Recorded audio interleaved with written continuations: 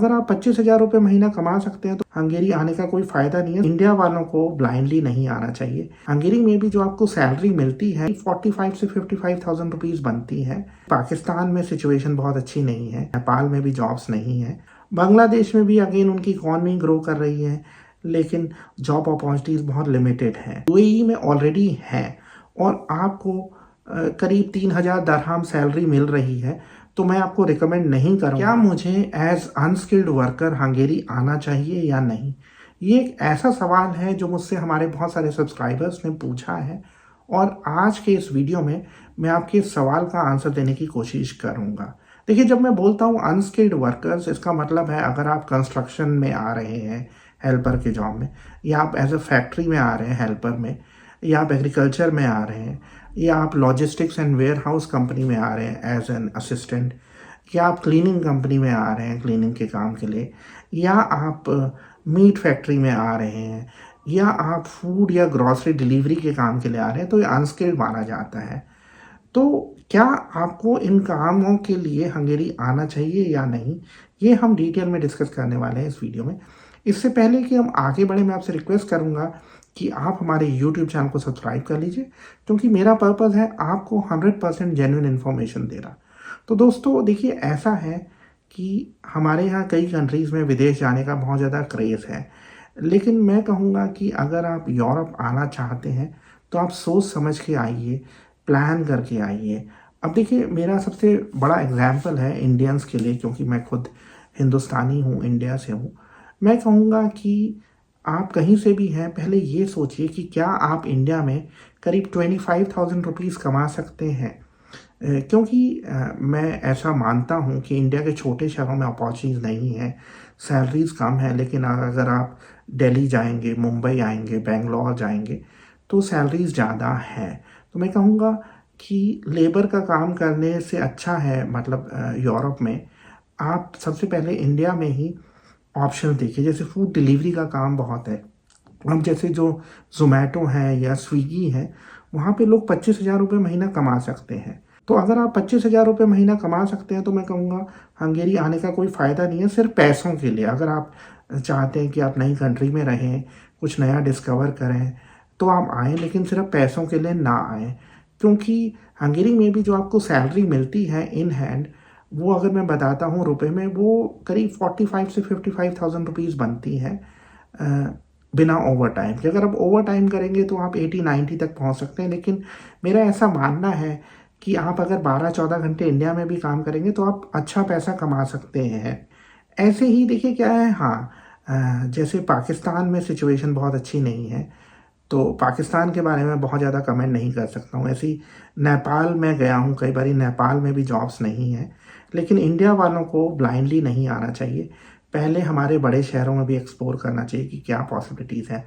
बांग्लादेश में भी अगेन उनकी इकॉनमी ग्रो कर रही है लेकिन जॉब अपॉर्चुनिटीज़ बहुत लिमिटेड हैं, तो इसलिए बांग्लादेश के लोग भी कंसीडर कर सकते हैं आने का।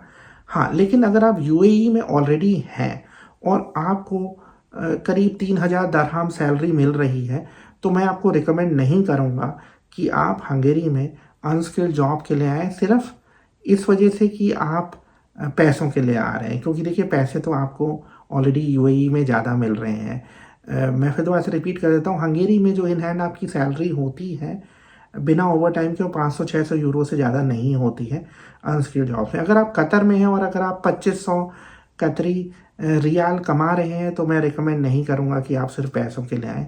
अगर आप कुवैत में करीब 250 दिनार कुवैत के कमा रहे हैं तो मैं रिकमेंड नहीं करूंगा कि आप आएँ सिर्फ पैसों के लिए।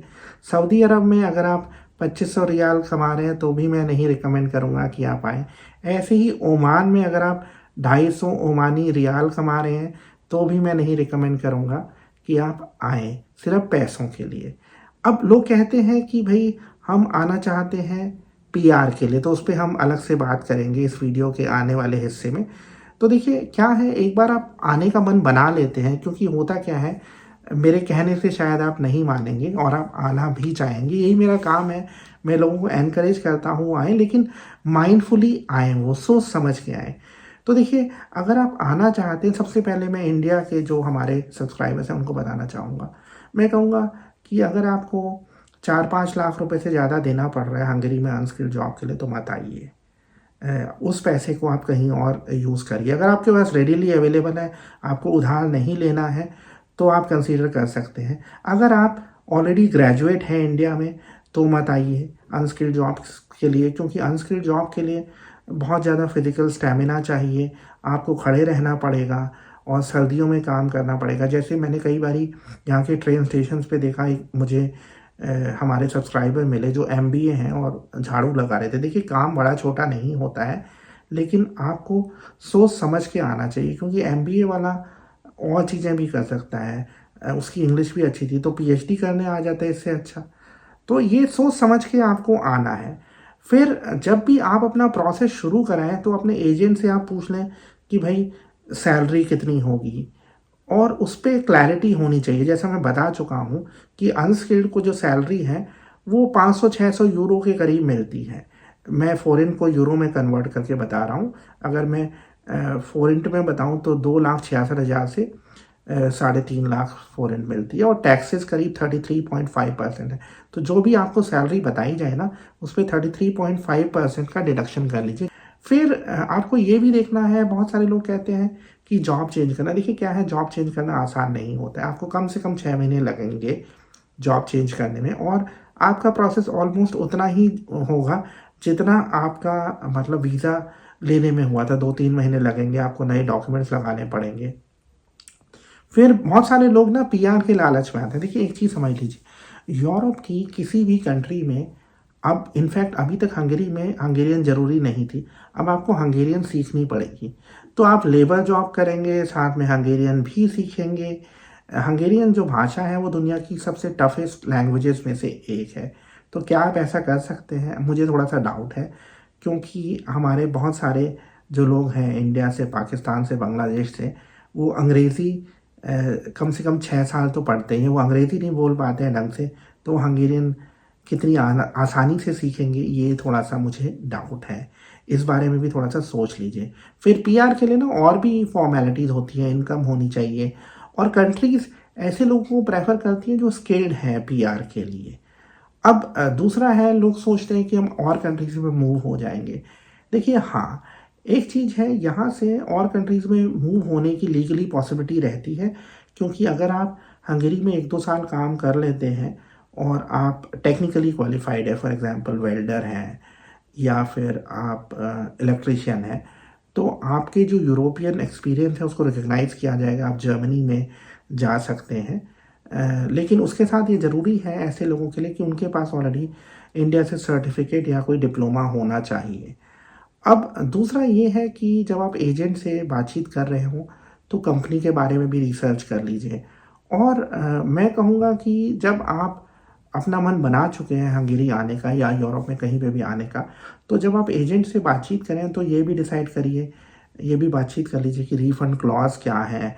और अगर बाय चांस आप हंगेरी पहुंच जाते हैं और आपकी जॉब चली जाती है या आपको वीज़ा मिल जाता है, क्योंकि हमने ऐसे भी केस देखे हैं, वीज़ा मिल गया है लेकिन एजेंट भेज नहीं रहा है क्योंकि कंपनी ये कह रही है कि अब ज़रूरत नहीं है, और ये जो सब्सक्राइबर हमारे हैं वो ऑलरेडी पैसे दे चुके हैं। तो इस केस में क्या होगा? ये ज़रूरी है कि आप सभी तरीके के जो सिनेरियोज़ हैं उनको सोच लीजिए और उसके बेसिस पे ही कोई डील करिए। तो अगर आपके कोई सवाल है इस बारे में, या आप अब भी ये पूछना चाहते हैं कि हंगेरी आना चाहिए या नहीं, तो मैं कहूँगा वीडियो को एक बार फिर देख लीजिए, फिर डिसाइड करिए। आज के वीडियो में इतना ही। मैं जाते हुए आपसे रिक्वेस्ट करूँगा कि आप हमारे यूट्यूब चैनल को सब्सक्राइब कर लीजिए, और इनफैक्ट अब हम इंस्टाग्राम और फेसबुक पे भी हैं, वहाँ पे भी आप हमें ज्वाइन कर सकते हैं। Thank you very much.